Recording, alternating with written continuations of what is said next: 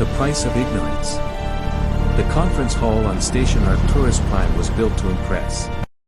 Crystalline walls curved upward like frozen waves, refracting light from 3 nearby stars into patterns that danced across polished floors.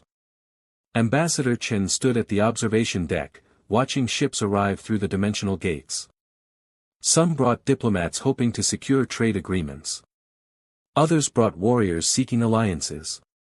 And a few, like the Krell delegation currently docking at Bay 17, brought nothing but arrogance wrapped in threats. Chen had seen this pattern before. 5 times in the last century, in fact.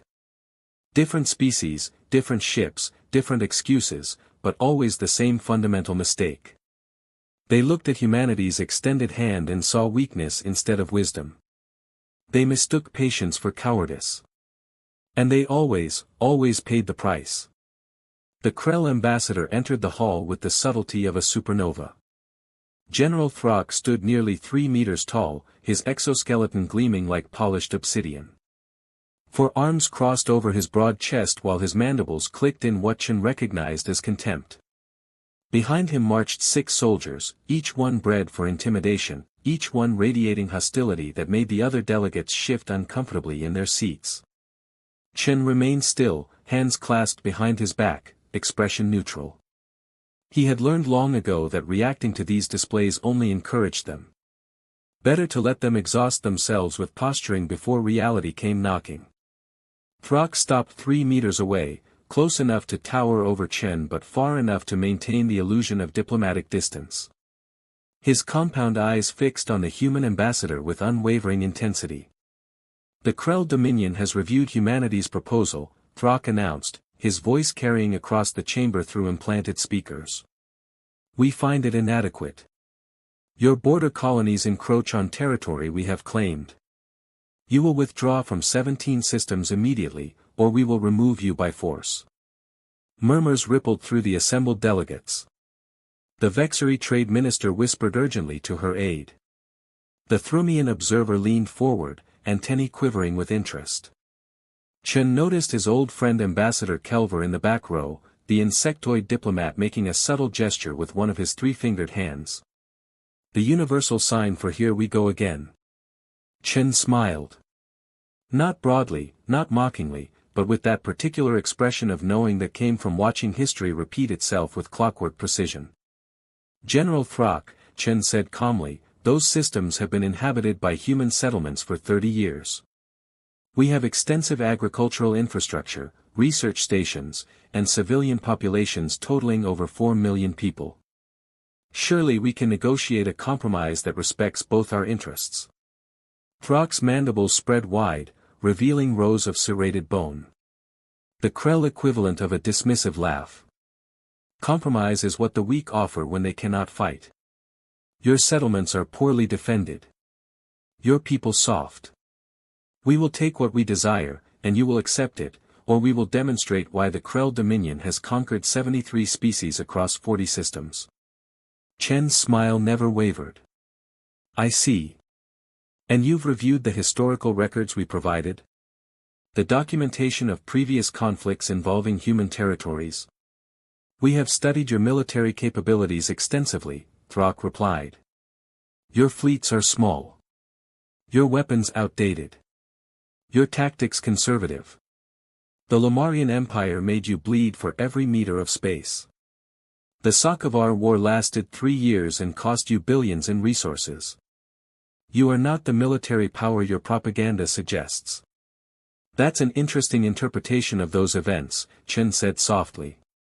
He gestured toward the holographic display at the center of the chamber. Computer, please show General Throck the current location of the Lamarian homeworld. The display flickered, showing a star chart. A red circle appeared around a system marked with a caution symbol. Beneath it, text scrolled, Lamarian Prime, Quarantine Zone, Extreme Radiation Hazard, Orbital Debris Field, no habitable planets remaining. Throck glanced at the display, then back at Chen. The Lamarians were fools. They used weapons that destroyed their own world during their civil war. This is not relevant.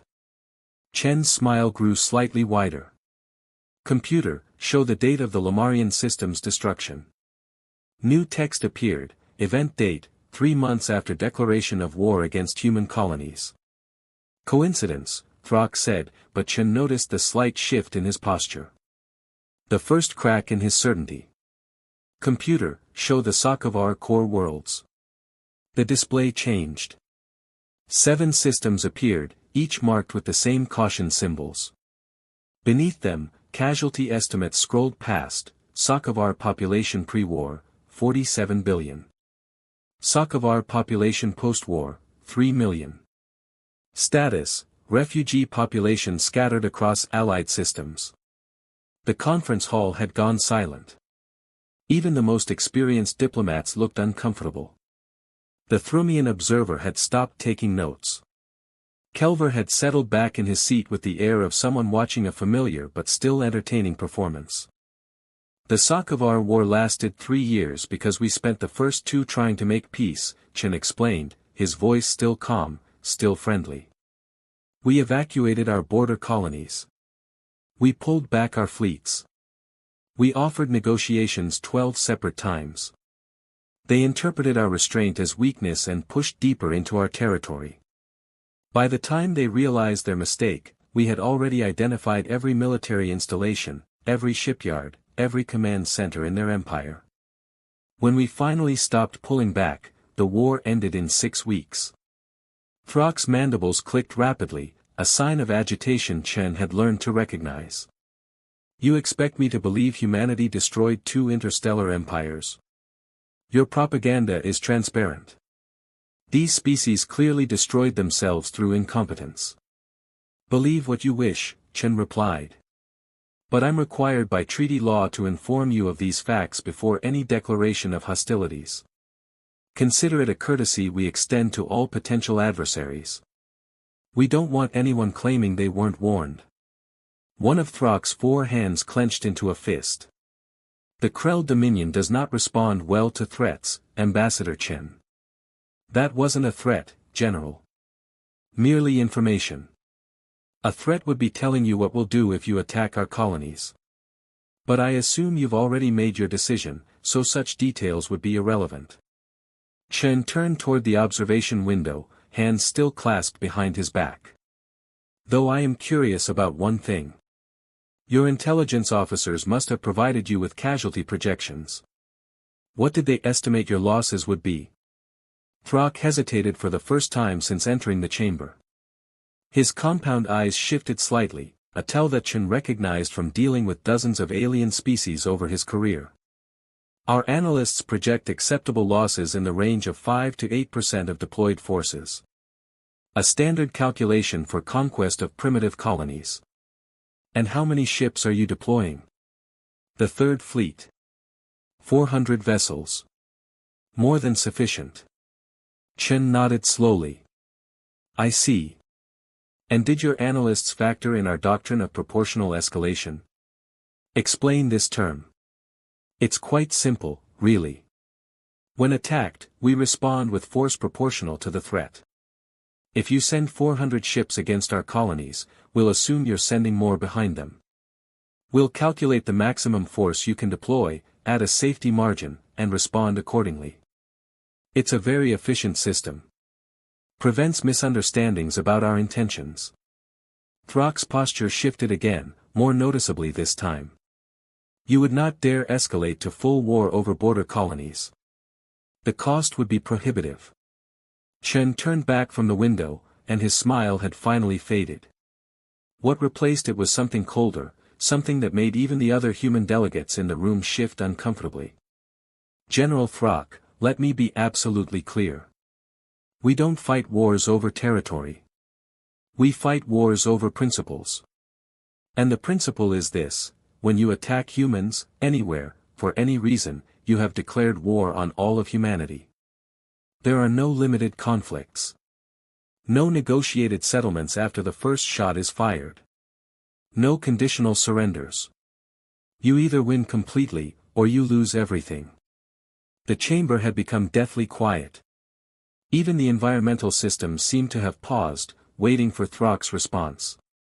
You cannot possibly mobilize your entire species over a territorial dispute, Throck said, but Chen heard the uncertainty creeping into his voice.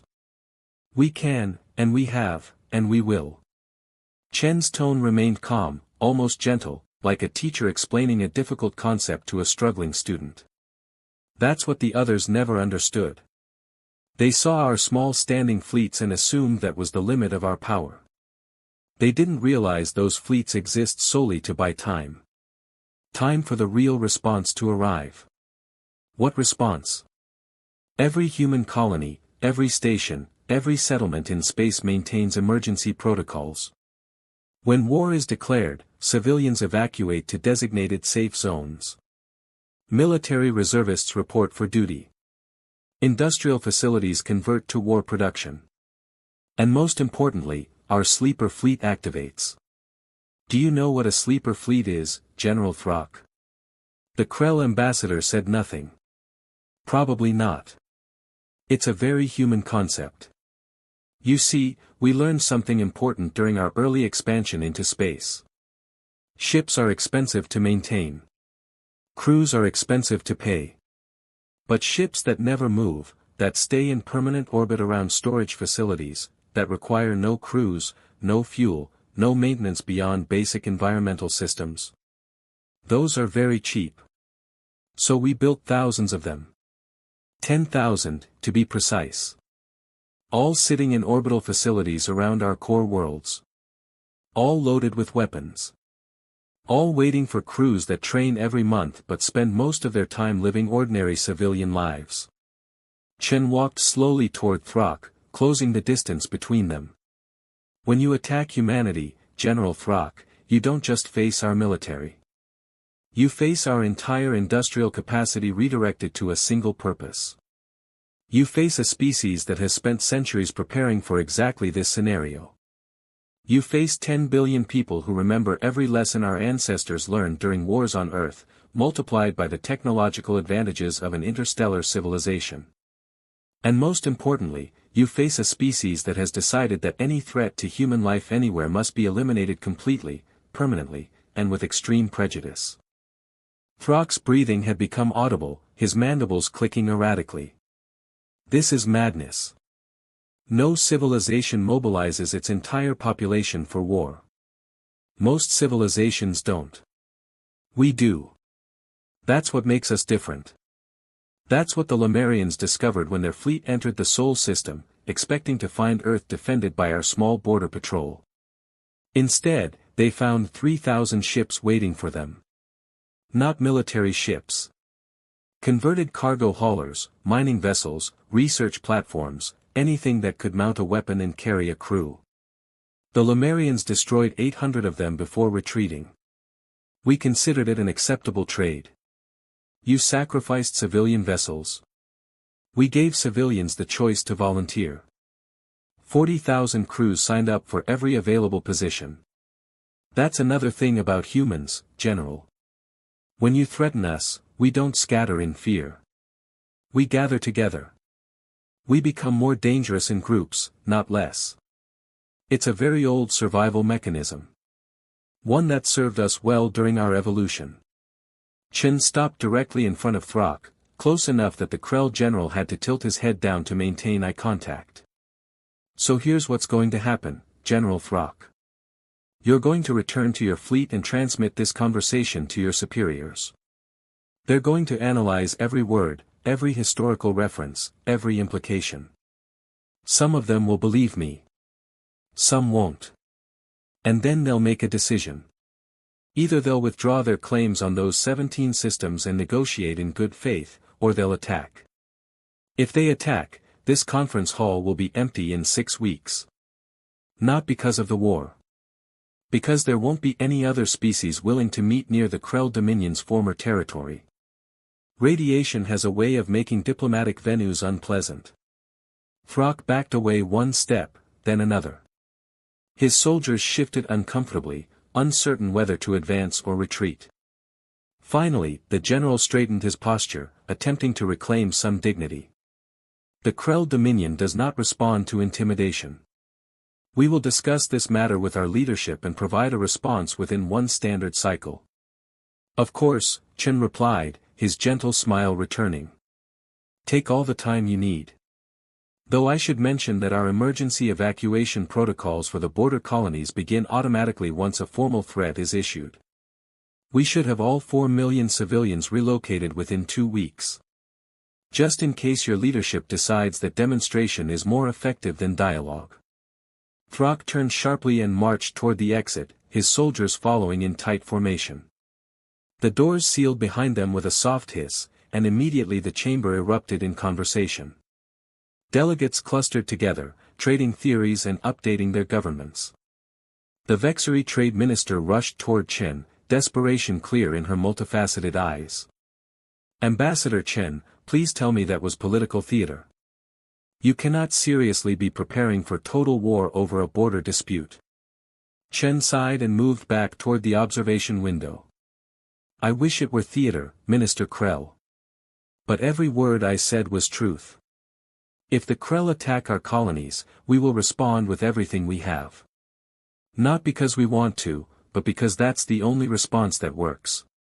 Limited wars become prolonged wars. Prolonged wars cost more lives in the long run. We learned that lesson the hard way. Kelver joined them at the window, his insectoid features unreadable to most species but familiar to Chen after 3 decades of friendship. You really should reconsider your recruitment standards for these diplomatic positions. Every century brings another species that thinks humans are easy prey. Can't really blame them, Chen replied quietly. If you only look at our border patrols and survey fleets, we do appear weak. No one bothers to ask why we maintain such small active forces while simultaneously having the largest industrial capacity in the known galaxy. They assume we're inefficient or incompetent. Until they attack, and suddenly your inefficient industrial base produces more warships in a month than most empires build in a decade, Kelver said. I've watched this pattern 3 times now. It never stops being horrifying. That's the point. We want it to be horrifying. We want every species in the galaxy to know exactly what happens when you attack humanity. Because the more horrifying the reputation, the less often we have to actually demonstrate it. Krell's antennae drooped. But the Krell, they're not like the others. They have a powerful fleet. Centuries of military tradition. They won't back down easily.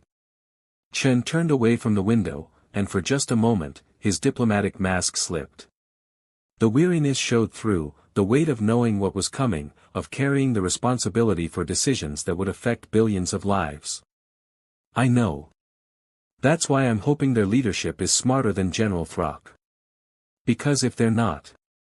He trailed off, looking at the star chart still displayed at the center of the chamber, showing the quarantined ruins of the Lamarian and Sokovar homeworlds. If they're not, then in 6 months, there will be another caution symbol on that map. And I'll have to stand here again, smiling at another general from another species, explaining the same lessons that no one ever seems to learn until it's too late.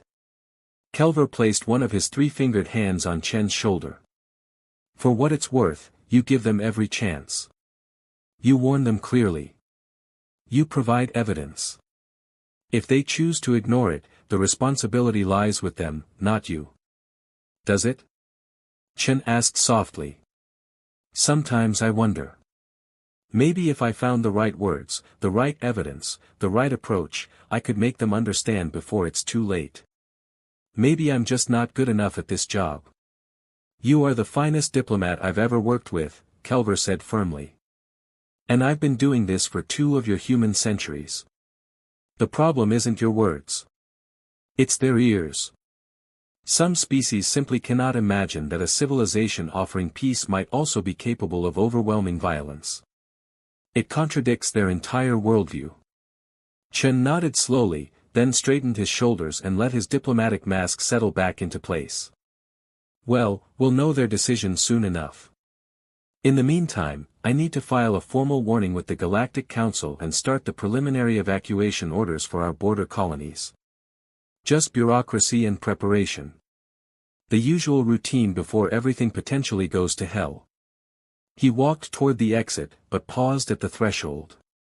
Kelver, do me a favor. Keep monitoring the Krell communication channels. If you detect any unusual fleet movements, let me know immediately. I want as much advance warning as possible. Of course. Though I suspect we'll know their decision long before any fleet movements occur. The Krell are many things, but subtle is not one of them. Chen managed a genuine smile at that. True enough. Thanks, old friend. I'll see you at the council session tomorrow.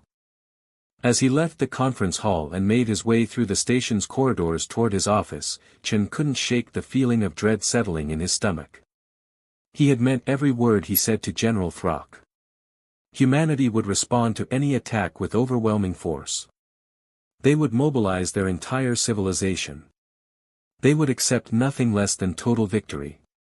But that didn't mean he wanted it to happen.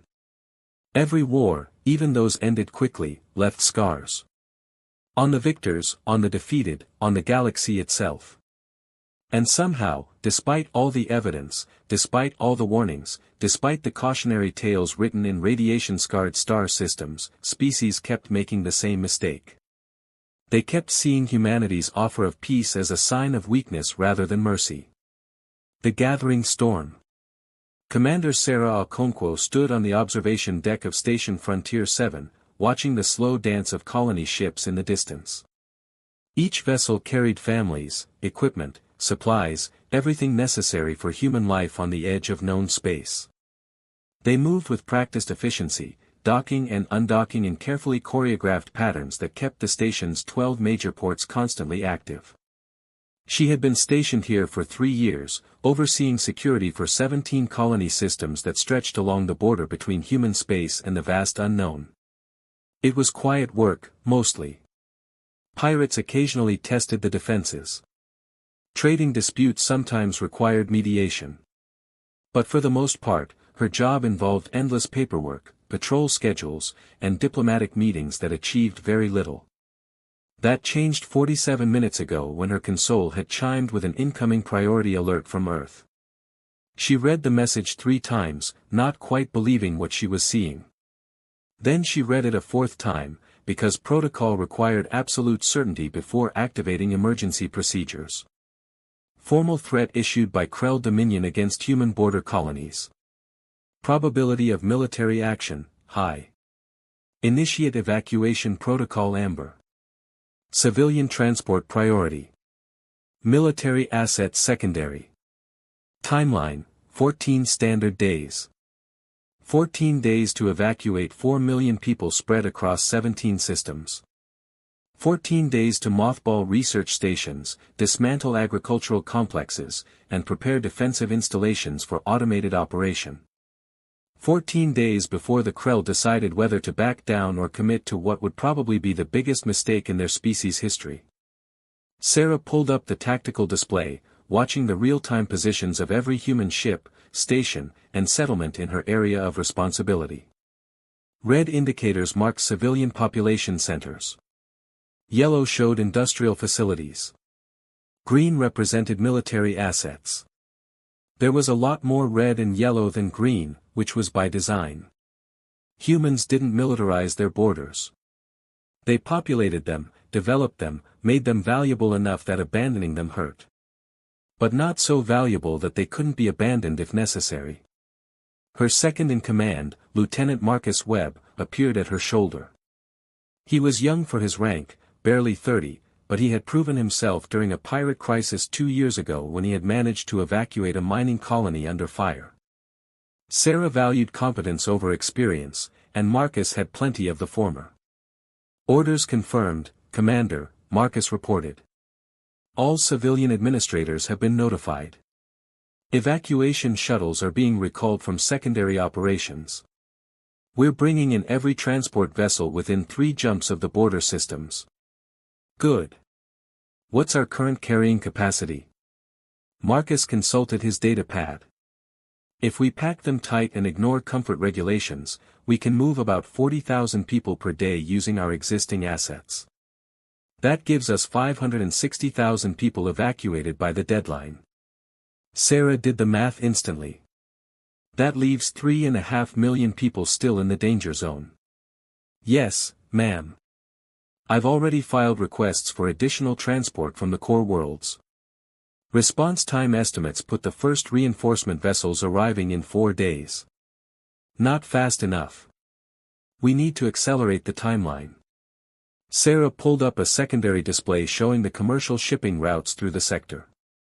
Hundreds of cargo vessels, passenger liners, and independent traders moved through human space at any given time, carrying goods and people on routes that had become routine over decades of peaceful expansion. Time to make those routes significantly less routine. Marcus, I want you to draft a priority requisition order. Every civilian ship within 7 jumps of the border systems is hereby conscripted for emergency transport operations. They can file for compensation later, but right now, I need carrying capacity more than I need legal niceties. Marcus's eyes widened slightly. Commander, that's going to cause some serious complaints. We're talking about hundreds of ships, possibly thousands. Some of those captains have contracts worth millions of credits. They're going to push back hard. Let them push. We have legal authority under the Emergency Mobilization Act. And more importantly, we have moral authority. Every captain in human space knows the rules. When civilians are in danger, everyone helps. No exceptions. Yes, ma'am. I'll draft the orders immediately. Marcus hesitated, then added, do you really think the Krell will attack? I've read the reports about previous conflicts. It always seems insane that they ignore the warnings. Sarah turned away from the tactical display to look directly at her second-in-command. I've been doing this job for 16 years, Marcus. I've served through 2 of these situations. The Sokovar crisis when I was fresh out of the academy, and the Morarano conflict 10 years later. Both times, I thought surely they'll see reason. Surely they'll understand what they're risking. Both times, I was wrong. She gestured toward the display showing the Krell fleet positions based on their last known locations. Look at their deployment patterns. Those aren't defensive formations. They're staging for invasion. General Throck might be negotiating, might be delivering ultimatums, but their fleet commanders are already moving pieces into position. They think we're bluffing. Are we? Bluffing, I mean. Sarah's expression hardened. I wish we were. I genuinely wish we could just negotiate, make some compromises, avoid the whole mess. But no, we're not bluffing. If they attack, we'll respond exactly as Ambassador Chen described. Total mobilization. Complete victory. No middle ground. That's extreme, isn't it? For a border dispute. It would be, if this were actually about borders. But it's not. It's about precedent. Sarah pulled up historical data, showing maps of human expansion over the last century. Look at this. See how our territory grows slowly, methodically. We don't conquer. We don't subjugate. We settle, we build, we offer trade and cooperation to anyone willing to work with us. And most species do work with us, because we're reliable partners. She highlighted several systems on the map. But every few decades, some aggressive empire looks at our peaceful expansion and thinks we're weak. They think our reluctance to fight means we can't fight. So they attack, we respond, and they learn the hard way that we've been preparing for exactly this scenario since before we left Earth. Preparing how? Think about it, Marcus. Earth had thousands of years of warfare before we reached the stars. We tried every possible approach to conflict. Defensive warfare. Offensive warfare. Limited engagement. Total war. Guerrilla tactics. Technological superiority. Economic warfare. We made every mistake, learned every lesson, refined every doctrine. By the time we developed FTL travel, we had accumulated more practical combat experience than species that had been spacefaring for millennia. Sarah walked along the observation window, watching the colony ships continue their peaceful ballet. And we learned one critical lesson above all others: if you're going to fight, fight decisively. Don't drag it out. Don't give your enemy time to adapt. Don't create a situation where the war becomes sustainable for either side. You mobilize everything, you strike with overwhelming force, and you end it quickly. Brutal, yes. Extreme, absolutely. But it saves lives in the long run. Marcus absorbed this quietly, his expression troubled. So when the Krell attack, if they attack, we're not trying to push them back or negotiate a ceasefire. No. We're eliminating them as a threat. Permanently. Sarah's tone remained matter-of-fact, but Marcus could see the weight behind her words. Their military infrastructure will be destroyed. Their shipyards razed. Their command structure eliminated. We'll leave their civilian population intact and offer humanitarian aid for reconstruction, but their capacity to threaten anyone will be reduced to zero. That's the pattern. That's what we do. And that's why species keep attacking us, Marcus said slowly. Because it sounds impossible. It sounds like propaganda. No one can believe a single species could mobilize that kind of force that quickly. Exactly. They look at our small standing fleets and think that's all we have. They don't realize those fleets exist purely to buy time. Time for the real response to arrive. Sarah pulled up another display, this one showing industrial capacity across human space. Every major colony has shipyards. Every station has manufacturing facilities. Every settlement maintains emergency stockpiles of weapons and supplies. We don't keep a massive standing military because it's expensive and inefficient. Instead, we keep the capacity to build a massive military on demand.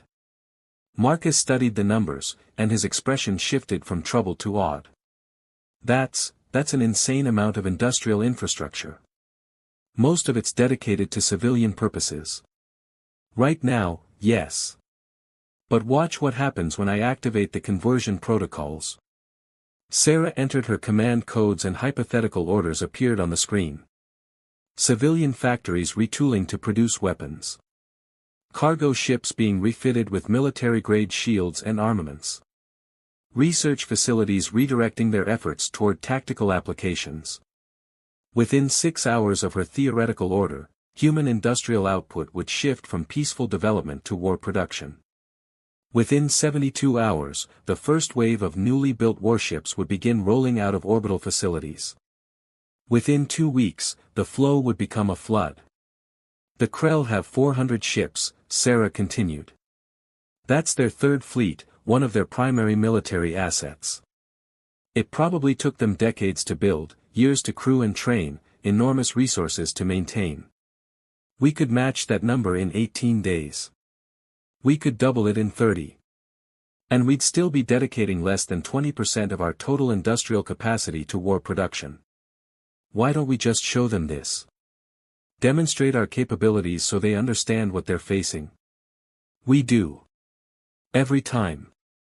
We provide detailed documentation. We offer to let their military analysts inspect our facilities. We explain the numbers, show the projections, make everything transparent. And they never believe us. They think it's deception, psychological warfare, propaganda designed to intimidate them. Sarah closed the displays and turned back to the window. They can't comprehend a civilization that chooses to appear weak while maintaining the capacity for overwhelming strength. It contradicts their entire understanding of how power works. So they attack, and then they learn. Usually too late to matter. Her console chimed again. Another priority message, this time from Fleet Command. Sarah read it quickly, then cursed under her breath. Problem? Marcus asked. Krell fleet movements confirmed. Third Fleet has departed their forward staging areas and is moving toward the border. ETA to our territory, 9 days. That's before the evacuation deadline. Yes. They're trying to catch civilians still in place, maximize their leverage. Classic intimidation tactic. Sarah pulled up communication protocols. Change of plans. I'm accelerating the evacuation timeline. We're going to Code Red. Marcus's face went pale. Code Red meant abandoning the pretense of orderly evacuation. It meant grabbing whoever you could reach and leaving everything else behind. It meant accepting that some people wouldn't make it out in time. Are you sure, Commander? Code Red means. I know what it means, Lieutenant. I also know that having live civilians trapped on colonies when the Krell arrive would be much worse. At least this way we control the situation. Draft the orders. I want every transport ship loaded to absolute maximum capacity. Strip out the non-essential equipment if you have to. Pack people into cargo holds.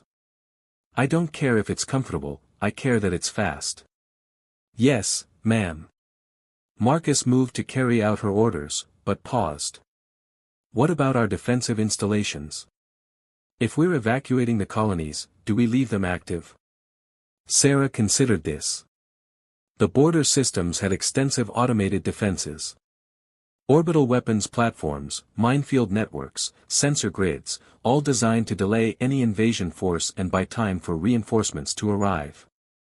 They could be operated remotely, which meant they could continue fighting even after the civilians were gone.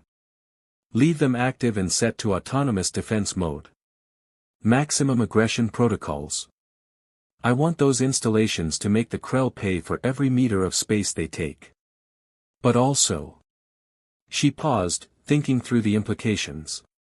Also set them to record everything. Full tactical data. Every ship movement, every weapon signature, every tactical decision. If we're going to war, I want our fleet commanders to have complete intelligence on Krell capabilities. Turning our defense grid into a reconnaissance network. Smart. Not just reconnaissance. Bait. The Krell will see our automated defenses and probably assume we're still defending the colonies. They'll commit their forces, reveal their tactics, show us everything they can do.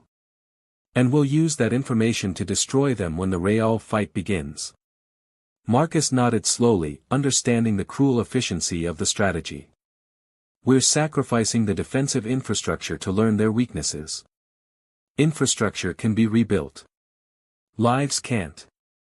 The installations buy us time and information. That's their purpose. Sarah turned back to her console, pulling up personnel rosters. Now get those evacuation orders distributed. And Marcus? Yes, Commander. Start identifying essential personnel who need to stay behind to coordinate the evacuation. Volunteers only, but make sure they understand the risks. When the Krell arrive, anyone still in the border systems is going to have a very bad time until our reinforcements show up. Including you. Sarah smiled grimly. Especially me. I'm not leaving until the last transport departs. It's my responsibility to see this through. Marcus saluted and moved to his station, leaving Sarah alone at the observation window. She watched the colony ships continue their graceful dance, unaware that in 9 days their entire purpose would change. They would become evacuation vessels, fleeing ahead of an invasion force that didn't yet understand the catastrophic mistake they were making. 4 million civilians to evacuate. 9 days to do it. And then the Krell would arrive, expecting to find vulnerable colonies ripe for conquest. Instead, they would find empty cities, automated defenses, and a recording system that would document every detail of their tactics. And then, approximately 6 weeks later, they would find out what humanity looked like when it stopped being polite. Sarah pulled up one final display, this one showing the location of Earth's sleeper fleet.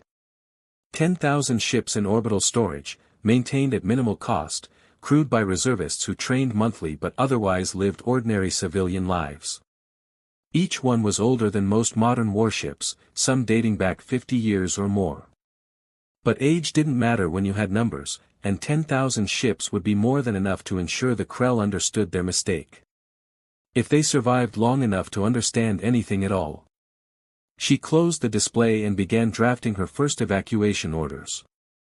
Somewhere in Krell space, General Throck was probably reporting to his superiors, confident that humanity would back down when faced with military force.